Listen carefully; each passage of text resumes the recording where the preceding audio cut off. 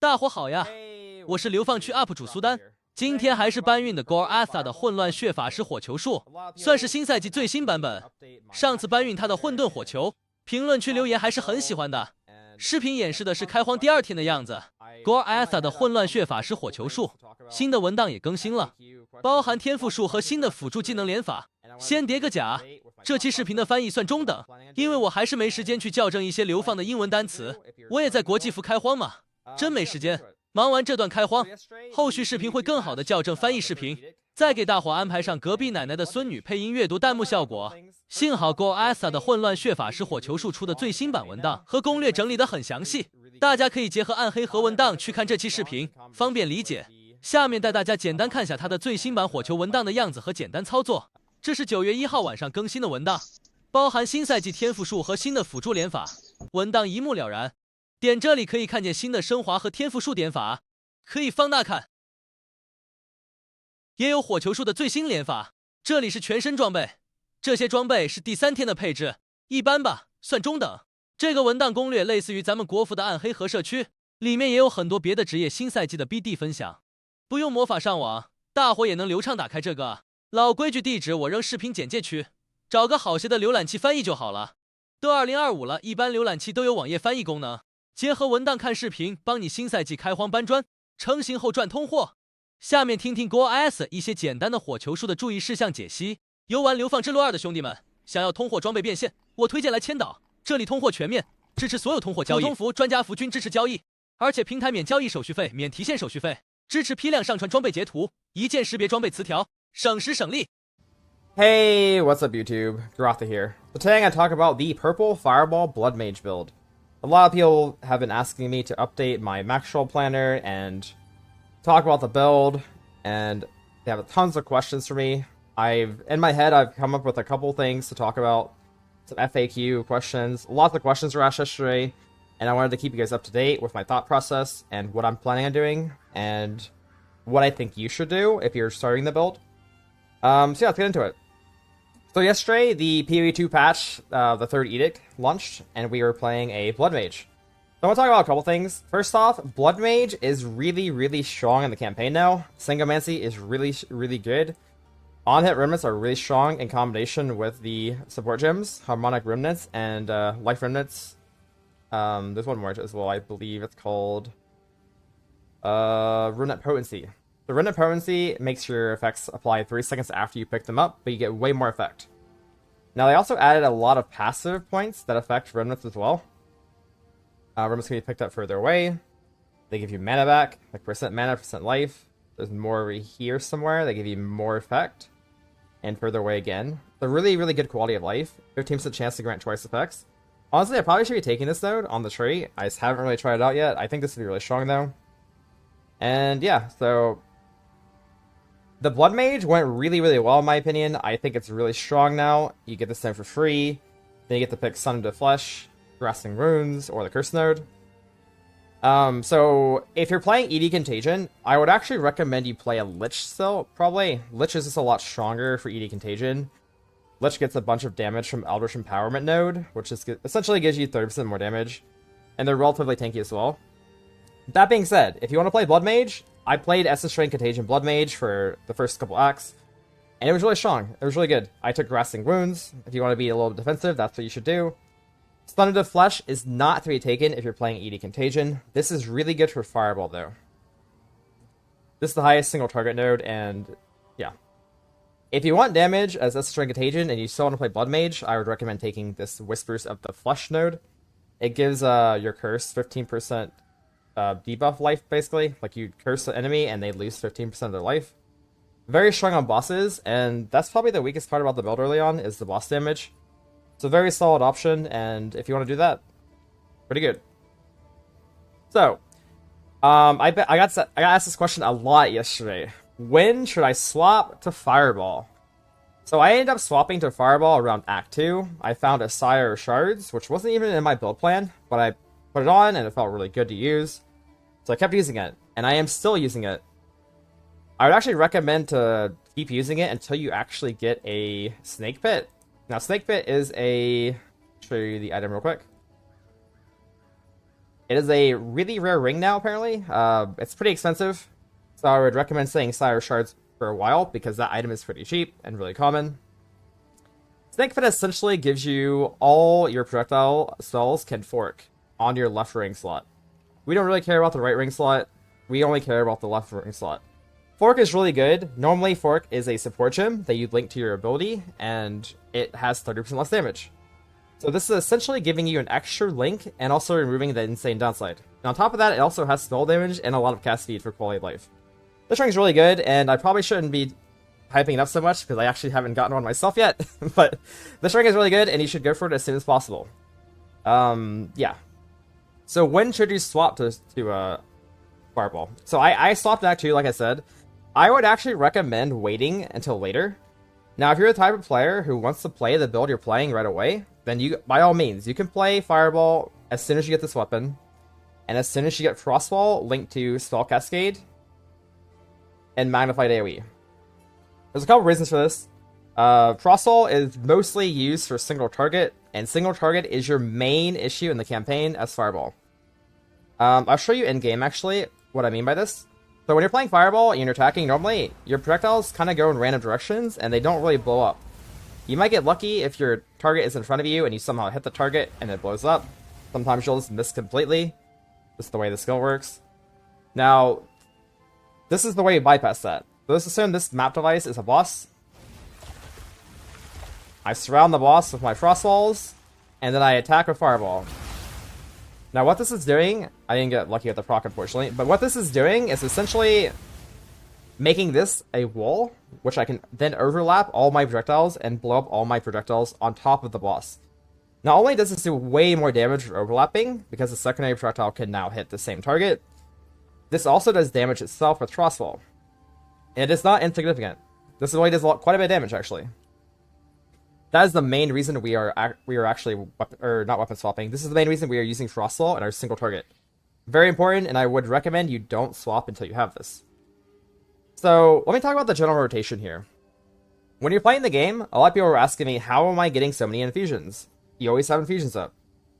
The main reason for that is we are using Living Bomb. Living Bomb is a new orb skill. It used to be on a weapon type, now it's an actual skill you cut. This is our main rotation. We use Living Bomb twice. Once through the initial gem as a limit of 2. We add additional limit with Overabundance. This lets us use 2 of them. Now this ability blows up after you do enough damage to the target with Ailment Threshold. So if you ignite the target, essentially, you'll blow the Living Bomb up. Or if you kill it. So doing enough damage to kill the monster will automatically blow it up. Once this blows up, it'll leave a Fire Infusion remnant. Now these are how you make the Fireball do way, way more damage with the secondary overlapping. Secondary projectiles don't actually happen unless you have the infusion. Now this is the main way we're getting it. We're also linking this to Harmonic Remnants as well. This means you can loot them from further away, essentially. Like you walk near them and they get picked up way easier. Another reason why these nodes on the tree are really good, by the way, is because you don't have to move as much. It's also why I would honestly recommend taking these nodes as well. If you have issues with just collecting remnants, this is going to help a lot. Along with these remnant nodes on the tree, or infusion nodes on the tree, these are pretty good as well. I was honestly even considering anointing infused limits. We'll have to see how it plays out, but probably pretty good. Yeah, that's kind of the main reason behind Living Bomb and the main links to it. Now, I actually have a link to Blind now. Blind is applied after it blows up. It does some damage, and then it blinds the target. This is for Fireball. Now, Fireball is our main ability for clear and single target. The main links for damage early on are going to be Considered Casting, Unleash, and Wild Shards. I would not play Fireball without these links with this weapon. It's very important. Now, I added in Blindside as my 5th link when I got a 5 socket. And that is, in combination with Blind, is giving it way more crit damage bonus and way more crit chance. I'm not sure if this is the best way to do it, but it seemed like good synergy to me, and it sounded cool, so I decided to do this. I haven't actually PoB'd the numbers, but I think this will be pretty strong. Yeah, it's currently what I'm doing. Now, I did get really lucky, and I found a perfect Driller Orb. I linked my Fireball to Fiery Death for AoE clear speed. If I was doing single target, I would probably do one of the Critical Strike gems, like Pinpoint Critical or Inevitable Critical. I haven't really decided on the last single target gem, but this is currently what I'm using, and I'll keep you guys updated on that. By the way, if you guys want to keep updated, I'm going to link the Maxwell planner in the description below in the video. Yeah, I've been updating this as much as possible. Whenever I change something, whenever I think of something new, I'll throw it into the planner. And you can probably expect a build guide, written build guide on Maxwell to be released in a couple days. It probably won't be super soon because I need to play the game and figure out the best setup. But as soon as I get my character up and running and I clear all the content in the game, I'll probably start on a written guide. Yeah, cast and crit. So cast and crit is a little bit of an unknown to me. I'm still not sure if this is actually worth using over Siphon Elements and other Spirit Gems. But currently I am using cast and critical linked to Flame Wall and Snap. Now Snap is only used when you have ailments on a target, like Freeze, Shock, Ignite. This will drop remnants when you snap off the ailment, essentially. And it'll leave you infusions. This is another way to get infusions along with Living Bomb. Not sure if I like this setup, honestly. It's just kind of... It feels a little inconsistent. I do like the Flame Wall link to it, but I'm not sure if it's worth 100 Spirit. I'll keep you guys updated on that. That might be changing this at some point. Now, this is linked to Energy Retention and Balanced Energy. This also costs a lot more mana, by the way. And mana is a bit of an issue on the build. I'll quickly talk about some of the ways I solve mana. The main way is taking this node on the tree, which gives you mana when you collect a remnant. You're getting a lot of remnants as a blood mage, and you're also getting a lot of remnants from the infusions. Now, I'm pretty sure infusions and remnants are kind of like interchangeable. They scale up the same type of support gems, so I assume they also give you mana back. I haven't really done thorough testing on this though, but I assume this works. My mana got a lot better when I collect this, basically. With other mana stuff I am using, I got mana regen on my amulet, and I have mana regen from my Venom Draught. Pretty much the only mana I have. I did anoint or instill efficient casting, because I really hate having mana issues, and casting crit does add a little bit of mana pressure. And early on, you do have a little bit of mana problems as well. Efficient casting just helps my mana efficiency and gives me some mana regeneration rate. You can also just click the node on the tree. It's right here. And you also can click mana on kill. If you're still having issues with mana, mana on kill is really good. Just click these nodes here if you have mana issues, basically. They're in a pretty good spot, and you may as well click them. Snap is the same that I talked about earlier on the cast and crit. I do occasionally sometimes use this gem still. Essentially, it will give you... Essentially, it'll give you infusions whenever you click it if you have a bunch of ailments up. I only really use it during like abysses or like single target. If I really want an infusion, I'll just pop Snap if I have a good ignite up, and it'll drop some infusions. It's pretty nice. I'm not really sure what else to put here, so currently using it still. Withering Presence. This scales off duration and pretty much use it the entire time you're playing. This gives some wither stacks. Pretty good. Ember Fusillade. So I was testing out single target with Ember Fusillade, and this skill is actually pretty useful in certain situations. Like, for example, if you're kiting away and you don't really have a good angle to Fireball. Because Fireball does work way better if you are in single target, like melee range, because of the way the overlapping works. Like, so essentially what I mean by that is, like I said, assume this is the boss here. You would rather be in melee range than be like over here off screen, like doing your attacks, right? Because you're doing it in a circle. You're really not going to hit that much.